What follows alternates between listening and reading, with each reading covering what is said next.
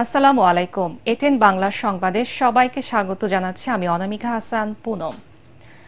আসন্ন ঈদ উল ফিতর উপলক্ষে ঘরমুখো মানুষের ট্রেন যাত্রা শুরু হয়েছে।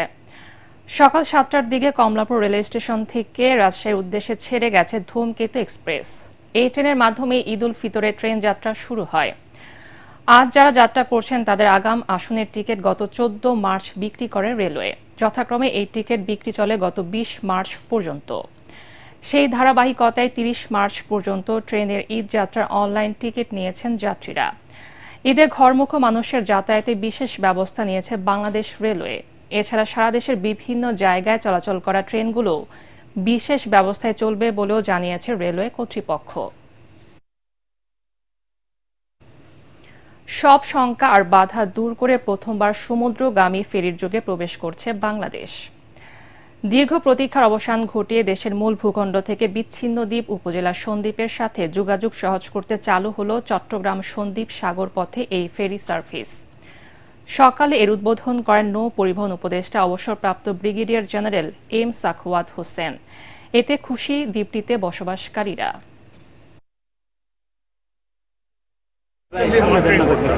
বর্ষাকালে কি হবে আমরা তো জানি না, এইসব দেখতে হবে।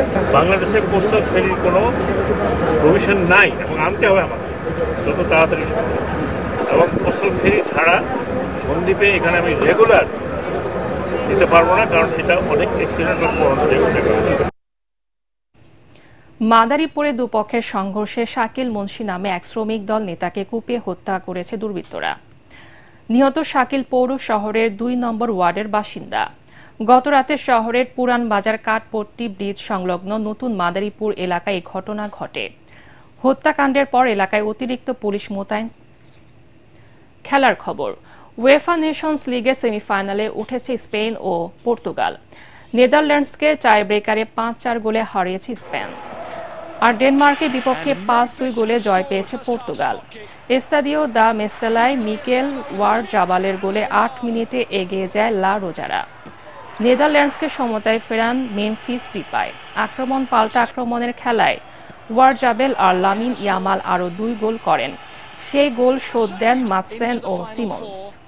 তাতে খেলা গড়ায় টাই ব্রেকারে। সেখানে ডোনিয়েল মালেন্সের শট ফিরিয়ে স্পেনকে সেমিতে তোলেন উনাই এমেরি। আরেক ম্যাচে ডেনমার্ক ও পর্তুগালের খেলা 76 মিনিট পর্যন্ত 2-2 গোলে ড্র থাকে। এরপর চিন কাওয়ের জোড়া গোল আর গোনসালো রামোসের গোলে বড় জয় নিয়ে সেমিতে উঠে পর্তুগাল।